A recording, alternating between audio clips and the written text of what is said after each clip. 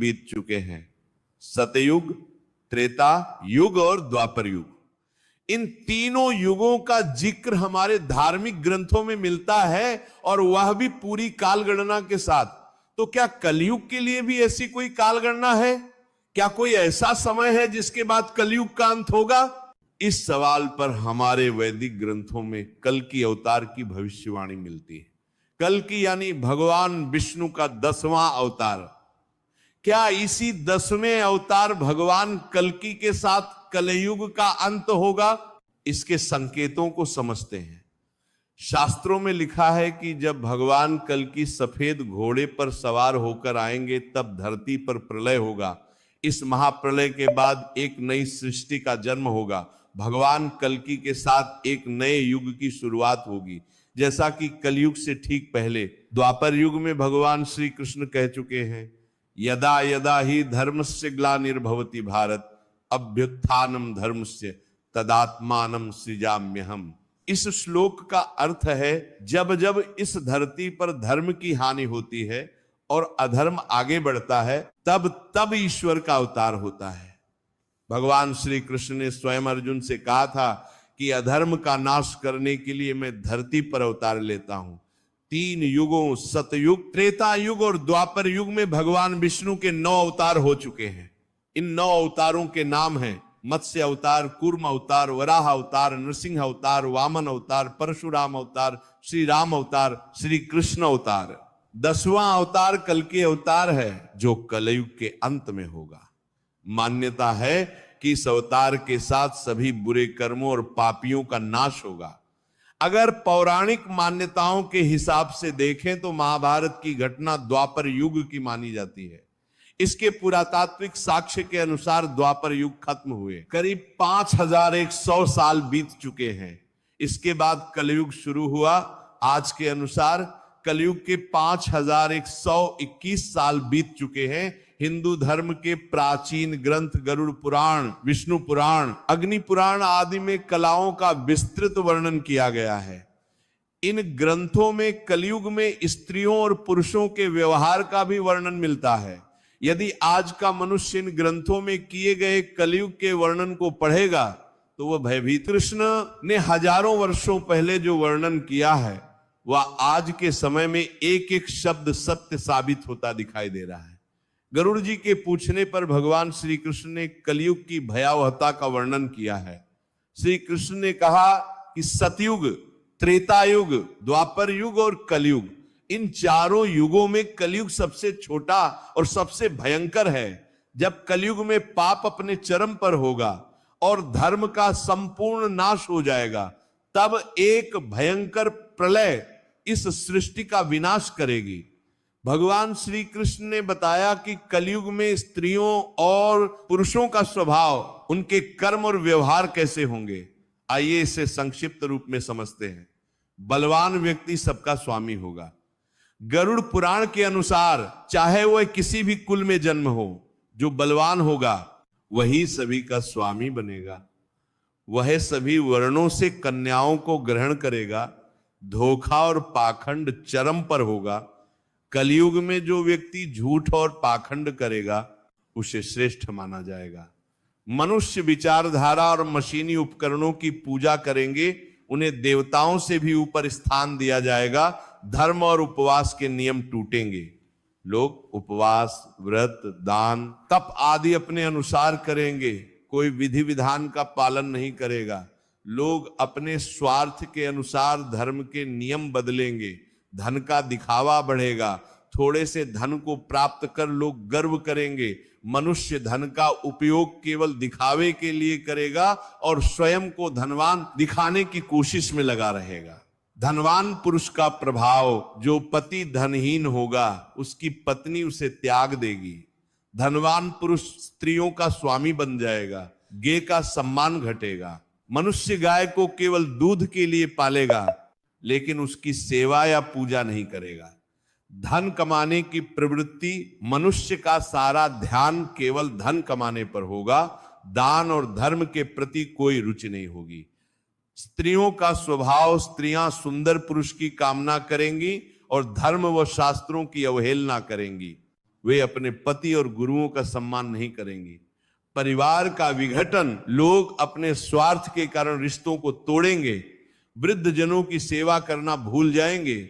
संयम का अभाव, बिना स्नान के भोजन करना, अग्नि देवता और अतिथि का सम्मान ना करना आम हो जाएगा। प्राकृतिक आपदाएं और रोग, योग, तपस्या और सात्विक आहार के अभाव में लोग कम उम्र में ही मृत्यु को प्राप्त करेंगे। अनाज और फल उत्पन्न नहीं होंगे। कलयुग का अंत समय में महिलाएं कम उम्र में ही गर्भवती होंगी। पेड़ पौधे खत्म हो जाएंगे और केवल शमी के पेड़ बचेंगे। इस प्रकार पुराणों में कलयुग का भयावह वर्णन किया गया है। क्या आपको लगता है कि आज के समय में यह सत्य हो रहा है? भगवान श्री कृष्ण ने बताया है कि कलयुग का अंत कैसे होगा। आज के इस वीडियो के माध्यम से हम बताएंगे कि कलयुग के क्या लक्षण हैं, कलयुग में स्त्री और पुरुष कैसे होंगे, उनकी आयु कितनी होगी, कलयुग का अंत किस प्रकार से होगा और अभी कितना समय बाकी है।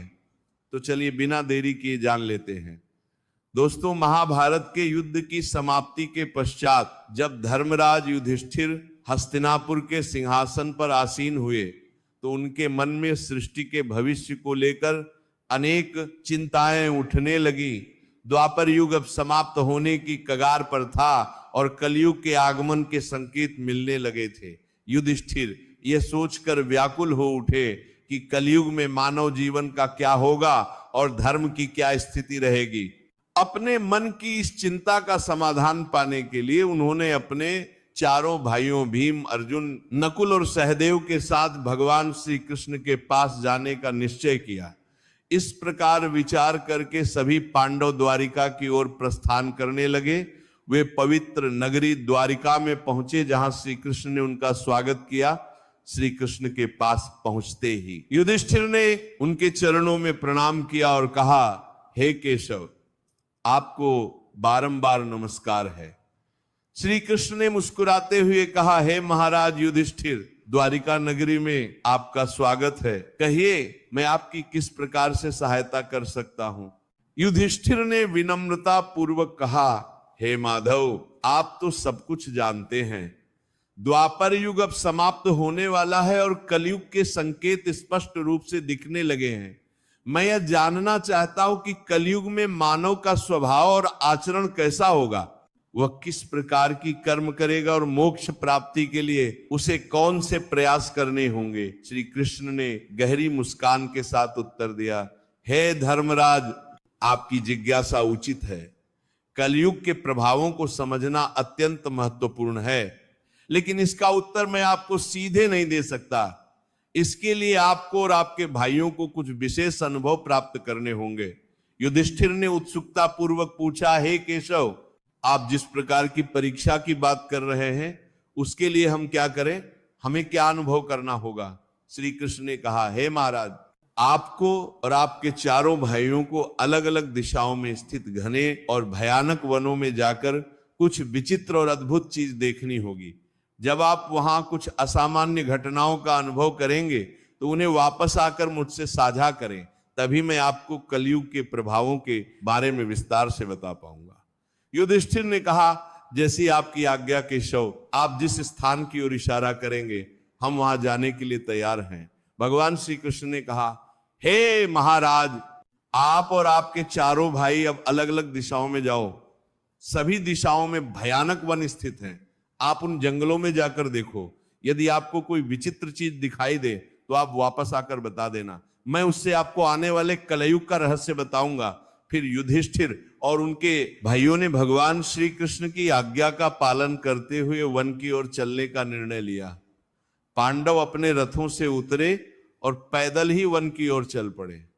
वन की यात्रा कठिन थी, लेकिन वे अपने मन में जिज्ञासा और ईश्वर की आज्ञा का पालन करने के उद्देश्य से चलते रहे थे। वन का वातावरण शांति और रहस्यमयता से भरा हुआ था।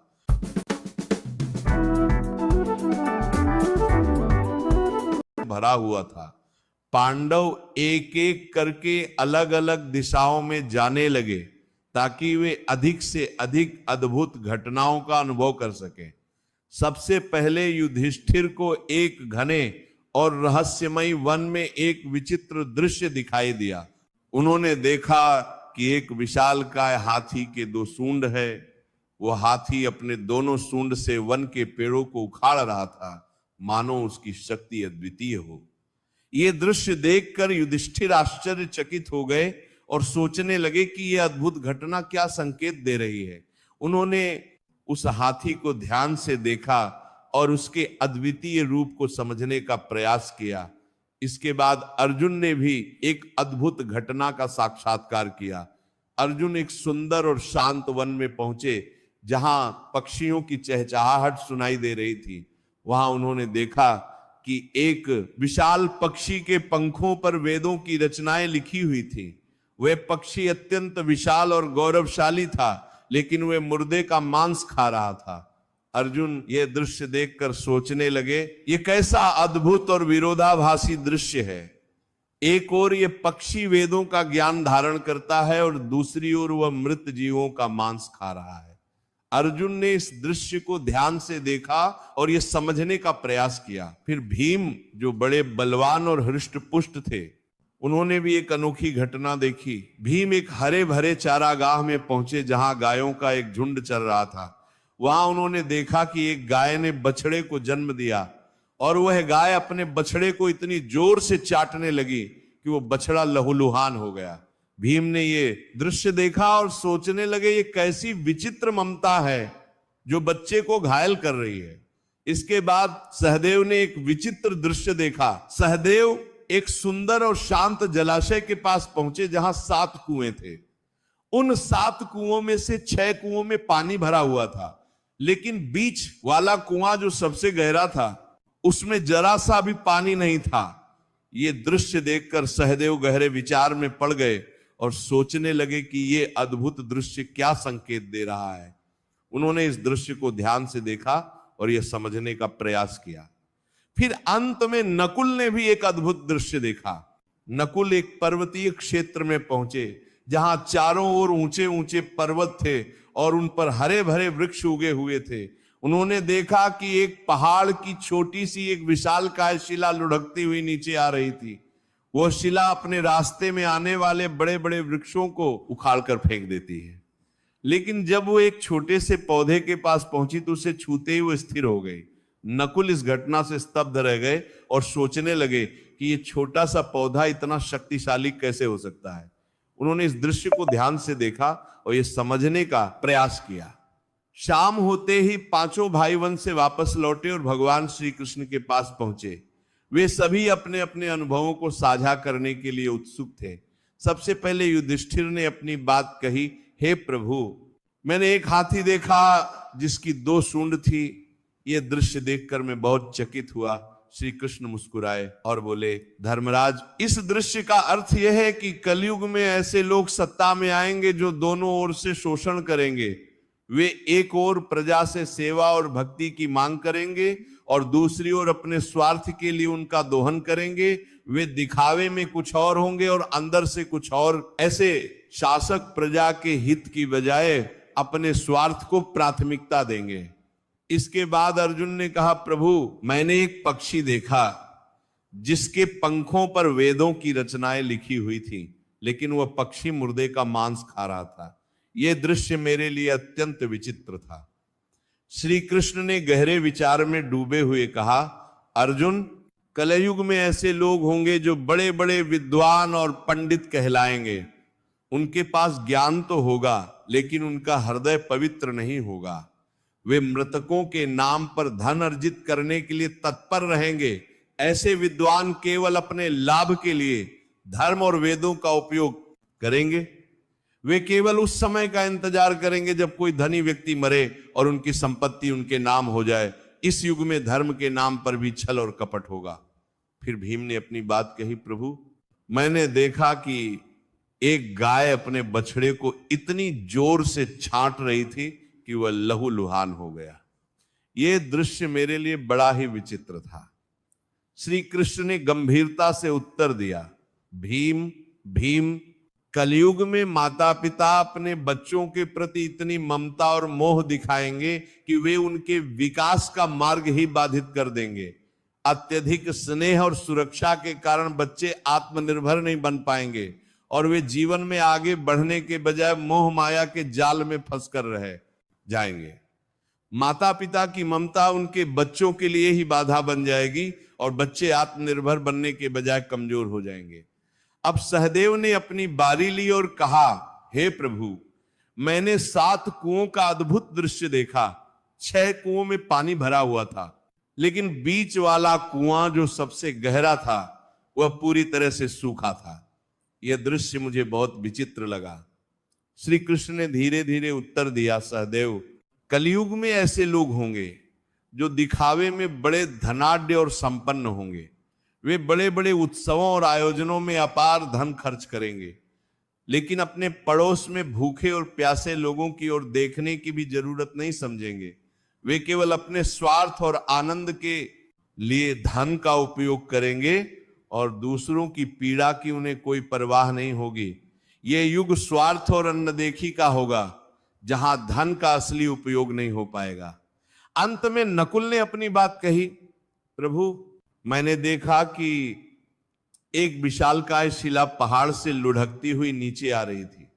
वो अपने रास्ते में आने वाले बड़े बड़े वृक्षों को उखाड़कर फेंक रही थी, लेकिन एक छोटे से पौधे के पास पहुंचते ही वह शिला स्थिर हो गई।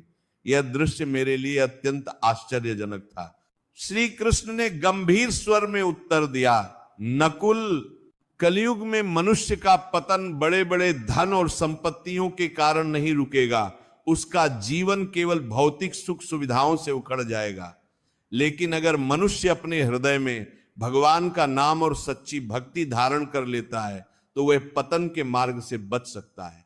हरि नाम का छोटा सा पौधा भी जीवन को संभाल सकता है, जबकि बड़े बड़े वृक्ष जैसे धन और सत्ता उसे नहीं बचा पाएंगे।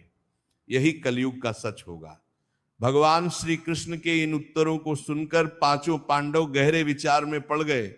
उन्होंने कलयुग के भविष्य की एक झलक देख ली थी और यह समझ लिया कि इस युग में मनुष्य का स्वभाव और आचरण कैसे बदल जाएगा। वे समझ गए कि इस युग में धर्म और सत्य का पालन पूर्ण करना कितना कठिन होगा, लेकिन यदि वे सच्ची भक्ति और भगवान के नाम का आश्रय लें तो वे अवश्य ही इस पतन से बच सकते। Chai loving Ronak was about to have a life. नाम का आश्रय लें तो वे अवश्य ही इस पतन से बच सकते हैं। इसके पश्चात पितामह भीष्म ने भी कलयुग के बारे में कुछ भविष्यवाणियां की। उन्होंने कहा, कलयुग में लोग अपने माता पिता की सेवा नहीं करेंगे। संपत्ति के लालच में वे अपने माता पिता को घर से बाहर निकाल देंगे और विषय वासना में लिप्त हो जाएंगे। लोग पराई स्त्रियों पर बुरी नजर डालेंगे और सदैव काम वासना से भरे रहेंगे। यह सुनकर पांडवों ने कलयुग की एक और गहरी झलक पाई और यह समझ गए कि इस युग में मानव का पतन कितना गहरा हो सकता है। उन्होंने यह भी जाना कि धर्म और सत्य के मार्ग पर चलते हुए ही वे इस युग की कठिनाइयों का सामना कर सकते हैं। एक ही स्त्री कई पुरुषों से विवाह करेगी। यह स्थिति समाज में नैतिकता और सदाचार का ह्रास होने का प्रतीक है। इसके अलावा लोग पूजा पाठ, श्राद्ध, अंतिम संस्कार, मुंडन और विवाह जैसे धार्मिक और सांस्कृतिक कार्यों का परित्याग कर देंगे। जल के अभाव के कारण लोग स्नान भी नहीं करेंगे और अशुद्ध ही रहेंगे। कलयुग के अंत में लोग केवल मांसाहार का ही सेवन करेंगे और कोई भी सात्विक आहार ग्रहण नहीं करेगा। इस युग में लोगों के वस्त्र चमकीले और तने हुए होंगे, जो उनके भौतिकता के प्रति आकर्षण और आध्यात्मिकता से दूर होने का संकेत है। तीसरा संकेत, वृक्षों का फलहीन होना। भगवान श्री कृष्णा ने तीसरा संकेत बताया कि कलयुग के अंत समय में वृक्षों में फल आना बंद हो जाएगा। सभी वृक्ष फल रहित हो जाएंगे और सृष्टि में हर तरफ केवल शमी के वृक्ष ही दिखाई देंगे। मनुष्य शाकाहार को त्याग कर केवल मांसाहार का सेवन करेंगे। इस युग का भोजन तामसिक और रोग उत्पन्न करने वाला होगा, जिससे लोग जल्दी ही बूढ़े होकर मृत्यु को प्राप्त हो जाएंगे। कलयुगी मनुष्य गाय की पूजा करना बंद कर देंगे और गायों को केवल दूध और मांस के लिए पाला जाएगा। यह संकेत समाज में धर्म नैतिकता और प्रकृति के प्रति सम्मान की कमी का प्रतीक है। चौथा संकेत अल्पवृष्टि। श्री कृष्ण ने चौथे संकेत के रूप में कहा कि कलयुग के अंत समय में अल्पवृष्टि होगी, अर्थात बहुत ही कम बारिश होगी, खेतों में अनाज नहीं उगेगा और धान्य का आकार बहुत छोटा हो जाएगा, फलों में रस भी उत्पन्न नहीं होगा, मनुष्य भूख और प्यास के कारण तड़प कर मरने लगेंगे। इस स्थिति में मनुष्य को केवल बकरी का दूध ही प्राप्त होगा। यह संकेत समाज में प्राकृतिक संसाधनों की कमी और जीवन की कठिनाइयों को दर्शाता है। पांचवा संकेत 7 सूर्य और प्रलय। अंत में भगवान श्री कृष्ण ने सबसे भयानक संकेत का वर्णन किया। उन्होंने कहा कि जब कलयुग का अंत निकट होगा तब भगवान विष्णु सूर्य की किरणों में विराजमान होकर पृथ्वी का संपूर्ण जल सोख लेंगे। आकाश में चारों तरफ 7 सूर्य दिखाई देंगे। इन सभी सूर्य के प्रभाव से संपूर्ण सृष्टि जलकर खाक हो जाएगी। तत्पश्चात रुद्र रूपी भगवान विष्णु संपूर्ण संसार को दग्ध करके अपने श्वास से मेघों को उत्पन्न करेंगे। यह मेघ भयंकर गर्जना करते हुए अगले 100 वर्षों तक आकाश से जल की वर्षा करेंगे, जिससे सृष्टि की वो भयंकर अग्नि शांत हो जाएगी। अग्नि शांत होने पर यह मेघ संपूर्ण जगत को जल में डुबो देंगे, जिससे संपूर्ण सृष्टि का अंत हो जाएगा। श्री कृष्ण ने गरुड़ जी से कहा, यह दृश्य इतना विनाशकारी और भयावह होगा कि समस्त संसार जलकर राख हो जाएगा, संपूर्ण जगत का ध्वंस होगा। लेकिन यह केवल एक अंत नहीं है, बल्कि एक नई शुरुआत का संकेत भी है। जब सृष्टि अपने विनाश को प्राप्त कर लेगी, तब भगवान अपनी इच्छा मात्र से एक नई सृष्टि की रचना करेंगे। यह सृष्टि पहले से अधिक शुद्ध, पवित्र और दिव्य होगी, जहां धर्म, सत्य और आध्यात्मिकता का पुनः उत्थान होगा। यह एक चक्र है, सृष्टि, पालन और संहार। जब एक युग का अंत होता है तो यह किसी नए युग की शुरुआत के लिए मार्ग प्रशस्त करता है। ये हमें यह समझाता है कि हर अंत एक नई शुरुआत का प्रारंभ है और इस नई सृष्टि में वही जीवित रहेंगे जिन्होंने धर्म और सत्य का पालन किया है। इस प्रकार से कलयुग का अंत होगा और फिर परमात्मा अपनी इच्छा मात्र से पुनः सृष्टि की रचना करेंगे। ये ज्ञान हमें सिखाता है कि कलयुग की कठिनाइयां और चुनौतियां के बावजूद हमें सच्चे धर्म और भगवान के नाम का आश्रय लेना चाहिए। इसी में हमारा कल्याण है। सयुग में राजा हरिश्चंद्र हुए थे। वह हरिश्चंद्र जिन्होंने सत्य के लिए अपने परिवार का और अंत में खुद का बलिदान भी दे दिया था। त्रेता युग में धर्म के 3 पैर थे। इस युग में पाप थोड़ा बहुत होता था, पर सतयुग से थोड़ा ज्यादा और पुण्य सतयुग से थोड़ा कम होता था। इस युग में विष्णु का वामन और राम अवतार हुए थे। असुर राज बाली ने 3 पग में धरती दान कर दी, जबकि राक्षस राज रावण ने सीता का अपहरण करने के बाद उन्हें छुआ तक नहीं। द्वापर युग में आधे मनुष्य पापी और आधे पुण्यात्मा थे। जितने पाप होते थे उतने ही पुण्य भी हो जाते थे। इसी युग में महाभारत का युद्ध हुआ था। यह युद्ध धर्म का युद्ध था। कृष्ण ने धर्म की रक्षा की थी। अब कलिकाल यानी कलयुग आया, जिसमें धर्म का कोई नामो निशान नहीं है। धर्म पंगु बन गया है। इस युग में मनुष्य पाप अधिक करता है और पुण्य ना के बराबर। वर्तमान में देखा जा रहा है कि पुण्य कहीं बचा ही नहीं है। अब तो चारों तरफ पाप ही पाप नजर आता है। अगर कोई इंसान थोड़ा बहुत दान पुण्य करता है तो वह उसका भी प्रचार इस तरह से करता है जैसे कि उसने बहुत बड़ा एहसान किया हो। Travel plan confirmed, but tickets not. युग में यज्ञों की पूजा नहीं बल्कि अपमान किया जाएगा। इस युग में इतनी बीमारियां आएंगी जिनका कोई इलाज संभव नहीं होगा। कलयुग का कालखंड सबसे छोटा माना गया है और यह भी माना जाता है कि कलयुग में भगवान विष्णु का 10वां अवतार होगा, जिसका नाम होगा कलयुग। वर्तमान समय में कलयुग ही चल रहा है। विष्णु पुराण में कहा गया है कि कलयुग में पाप इतना अधिक होगा कि सृष्टि का संतुलन ही बिगड़ जाएगा। एक घटना के अनुसार मुनियों और ऋषियों के साथ चर्चा करते हुए वेद व्यास जी कहते हैं, हे मुनिजन, सभी युगों में कलयुग ही सबसे श्रेष्ठ युग है, क्योंकि 10 वर्ष में जितना व्रत और तप करके कोई मनुष्य सतयुग में पुण्य प्राप्त करता है, त्रेता युग में उतना पुण्य 1 साल के तप से प्राप्त कर सकता है। इसी प्रकार उतना ही पुण्य द्वापर युग में 1 महीने के तप से प्राप्त हो सकता है, किंतु कलयुग में इतना बड़ा पुण्य मात्र 1 दिन के तप से प्राप्त किया जा सकता है। इस तरह व्रत और तप के फल की प्राप्ति के लिए कलयुग ही सबसे श्रेष्ठ समय है। श्री कृष्ण कहते हैं कि कलयुग में ऐसे लोगों का राज्य होगा जो दोनों ओर से शोषण करेंगे। वे बोलेंगे कुछ और, करेंगे कुछ और, मन में कुछ और होगा और कर्म में कुछ और। इस युग में ऐसे लोग महान ज्ञानी और ध्यानी कहलाएंगे, परंतु उनके आचरण राक्षसी होंगे। कई लोग पंडित और विद्वान कहलाएंगे, किंतु वे यही देखेंगे कि कौन मरे और उनके नाम से संपत्ति छोड़ जाए।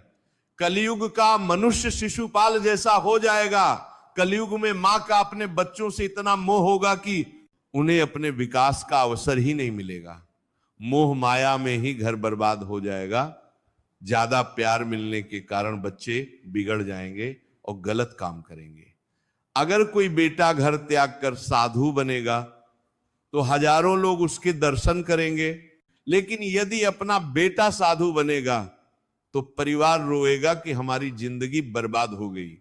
इतनी सारी ममता होगी कि बच्चों को मोह माया और परिवार में बांध कर रखा जाएगा, जिससे उनका जीवन खत्म हो जाएगा। अंत में बेचारा अनाथ होकर मरेगा। कलयुग में अमीर लोग अपने बच्चों की शादी, मकान के उत्सव और छोटे आयोजनों में लाखों रुपए खर्च करेंगे। जितना ज्यादा खर्च होगा उतना ही उनका नाम होगा। परंतु यदि आसपास कोई भूखा प्यासा होगा तो वे ये देखने की भी परवाह नहीं करेंगे कि उसका पेट भरा है या नहीं। अपना ही सगा भूखा मर जाएगा और वे देखते रहेंगे।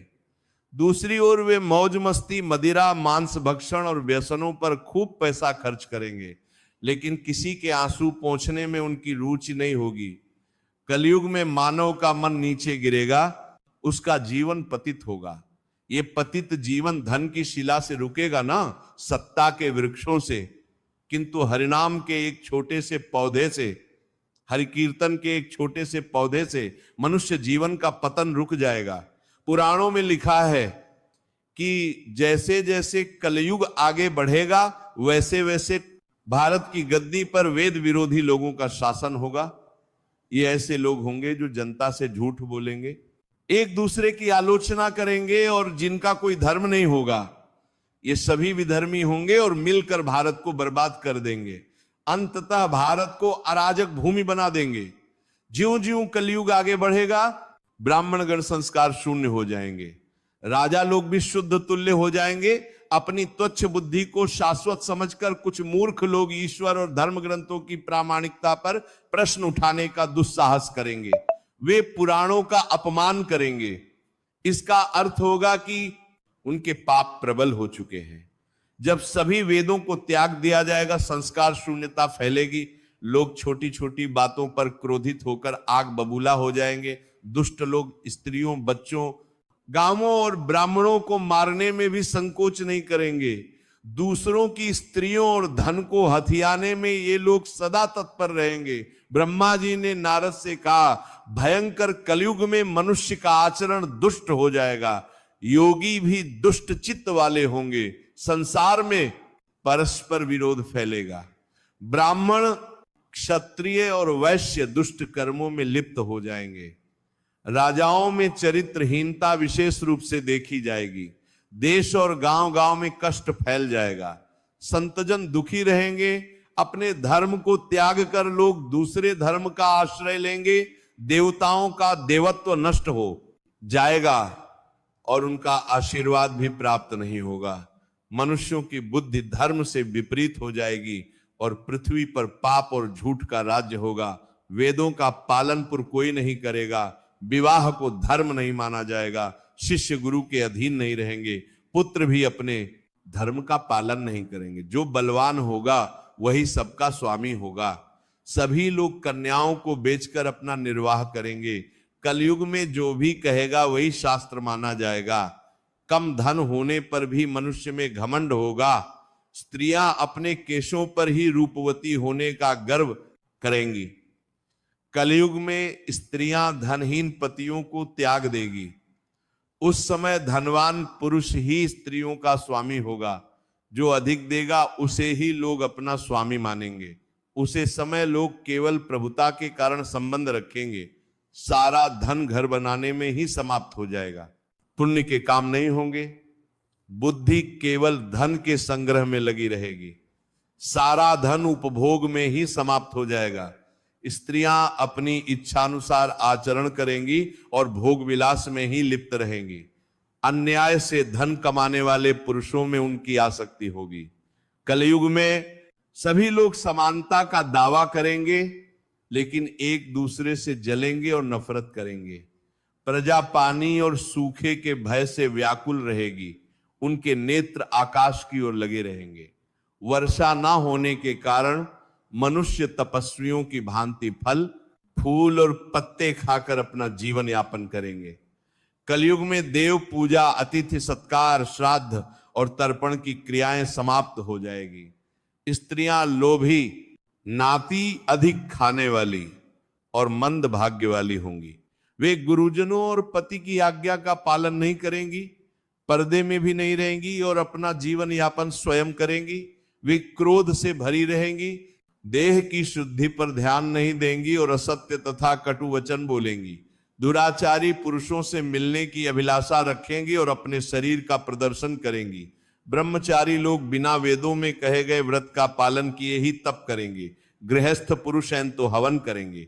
भुक्ता अतीन तक की कीन परातप के पर भरबंद तीन पर भार करेंगी ना। उचित दान देंगे। वनों में रहने वाले भी वनों के कंदमूल पर निर्भर रहने के बजाय ग्रामीण आहार का संग्रह करेंगे। सन्यासी भी मित्रता और स्नेह के बंधनों में बंधे रहेंगे। वे भी स्त्रियों पर राजा प्रजा की रक्षा नहीं करेंगे, बल्कि कर के बहाने प्रजा के धन का अपहरण करेंगे। अधम मनुष्य संस्कारहीन होते हुए भी पाखंड का सहारा लेकर लोगों को ठगने का कार्य करेंगे। उसे समय पाखंड की अधिकता और अधर्म की वृद्धि से लोगों की आयु कम होती चली जाएगी। उसे समय पाखंड का अपहरण करेंगे। 5, 6 अथवा 7 वर्ष की आयु में स्त्रियां और 8 या 10 वर्ष की आयु में पुरुष संतान उत्पन्न करने लगेंगे। घोर कलयुग आने पर मनुष्य 20 वर्ष तक भी जीवित नहीं रहेंगे। उस समय लोग मंद बुद्धि वाले, व्यर्थ के चिन्ह धारण करने वाले और बुरी सोच वाले होंगे। लोग क्षण चुकाए बिना ही भूल जाएंगे और जो शास्त्र में कहीं विधान नहीं है ऐसे यज्ञों का अनुष्ठान होगा। मनुष्य अपने को ही पंडित समझेंगे और बिना प्रमाण के ही सब कार्य करेंगे। तारों की ज्योति भी क्षीण हो जाएगी। 10 दिशाएं विपरीत हो जाएंगी। पुत्र पिता को और बहुएं सास को काम करने को कहेंगी। मनुष्य अपने माता पिता को घर से बाहर निकाल देंगे और उनका अपमान करेंगे। कलयुग में समय के साथ साथ मनुष्य वर्तमान पर विश्वास करने वाले, शास्त्र ज्ञान से रहित, दंभी और अज्ञानी हो जाएंगे। कलयुग के अंत समय में भयंकर युद्ध होंगे। भारी वर्षा, प्रचंड आंधी और जोरों की गर्मी से लोग बेहाल हो जाएंगे। लोग खेती काट लेंगे, कपड़े चुरा लेंगे, पानी पीने का सामान और पत्तियां तक चुरा लेंगे। चोर अपने जैसे चोरों की संपत्ति चुराने लगेंगे। हथियारों से भी हत्याएं होने लगेंगी। चोरों से चोरों का नाश होगा, जिससे जनता का कल्याण भी होगा। बाद में मनुष्यों की आयु अधिकतम 30 वर्ष रह जाएगी। औसत आयु 20 वर्ष तक ही सीमित हो जाएगी। 10 वर्ष की आयु में स्त्रियां गर्भवती हो जाया करेंगी। 16 वर्ष की आयु में लोग वृद्ध हो जाएंगे और 20 वर्ष में मृत्यु को प्राप्त हो जाएंगे। इंसान का शरीर घटकर बोना हो जाएगा। कलयुग में ऐसा समय आएगा जब मनुष्यों की उम्र बहुत कम रह जाएगी। युवावस्था समाप्त हो जाएगी। काली के प्रभाव से प्राणियों के शरीर छोटे, क्षीण और रोगग्रस्त हो जाएंगे। 12 स्कंध में श्री सुखदेव जी परीक्षित जी से कहते हैं, जैसे जैसे घोर कलयुग आता जाएगा, धर्म, सत्य, पवित्रता, क्षमा, दया, आयु, बल और स्मरण शक्ति का लोप होता जाएगा। कलिकाल बढ़ने के साथ साथ मनुष्यों की आयु घटकर 20 या 30 वर्ष रह जाएगी। धर्म और जीवन का पतन कलयुग में चारों वर्णों के लोग शूद्रों के समान हो जाएंगे। गाय भी बकरियों की तरह छोटी और कम दूध देने वाली हो जाएगी। अंततः अन्न उपजना बंद हो जाएगा। पेड़ों पर फल नहीं लगेंगे। धीरे धीरे सारी चीजें विलुप्त हो जाएंगी। गाय दूध देना बंद कर देगी। स्त्रियां कठोर स्वभाव वाली, कटु वचन बोलने वाली और पति की आज्ञा ना मानने वाली होंगी। जिसके पास धन होगा, स्त्रियां उसी के साथ रहेंगी। मनुष्यों का स्वभाव गधों जैसा हो जाएगा।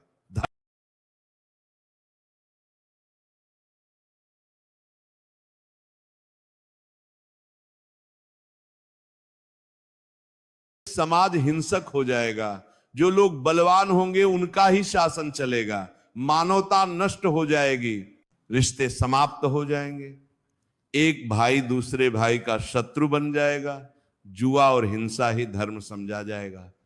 पुत्र अपने पिता का और पिता अपने पुत्र का वध करके भी संतुष्ट नहीं होंगे। लोग अपनी प्रशंसा के लिए बड़ी बड़ी बातें बनाएंगे, लेकिन उनकी निंदा नहीं होगी। कलयुग का अंत और समाधान, कलयुग के अंत में सभी अनैतिक कृत्य सामान्य हो जाएंगे। स्त्री और पुरुष वैदिक नियमों का पालन करना छोड़ देंगे। अंततः कलयुग से बचने का एकमात्र उपाय हरि कीर्तन और धर्म का अनुसरण होगा। वेदों की ओर लौटकर ही मानवता बच सकती है। जो व्यक्ति धर्म से विमुख रहेगा वह हमेशा दुख और संकटों में घिरा रहेगा। धर्म, सत्य, स्वच्छता, सहिष्णुता, दया, आयु, बल और स्मरण शक्ति का क्रमशः ह्रास होगा। जिसके पास जितना अधिक धन होगा वही सबसे श्रेष्ठ माना जाएगा। कानून और न्याय केवल शक्ति के आधार पर लागू किए जाएंगे। कलयुग में पुरुष और स्त्री साथ साथ रहेंगे और व्यापार में सफलता छल पर निर्भर करेगी। पहले के समय में जो ब्राह्मण रहते थे वे अपने शरीर पर बहुत कुछ धारण करते थे, पर कलयुग में वे केवल एक धागा पहनकर अपने ब्राह्मण होने का दावा करेंगे। जो व्यक्ति बहुत चालाक और स्वार्थी होगा वह इस युग में बहुत विद्वान माना जाएगा। इस युग में जिस व्यक्ति के पास धन नहीं होगा वह अधर्मी, अपवित्र और बेकार माना जाएगा। विवाह केवल एक समझौता होगा। लोग स्नान करके समझेंगे कि वे अंतरात्मा से विशुद्ध हो गए हैं। पेट भरना लोगों का मुख्य लक्ष्य हो जाएगा। यह माना जाएगा कि मनुष्य की सुंदरता उसके बालों से होती है। पृथ्वी भ्रष्ट लोगों से भर जाएगी और लोग सत्ता हासिल करने के लिए एक दूसरे को मारेंगे।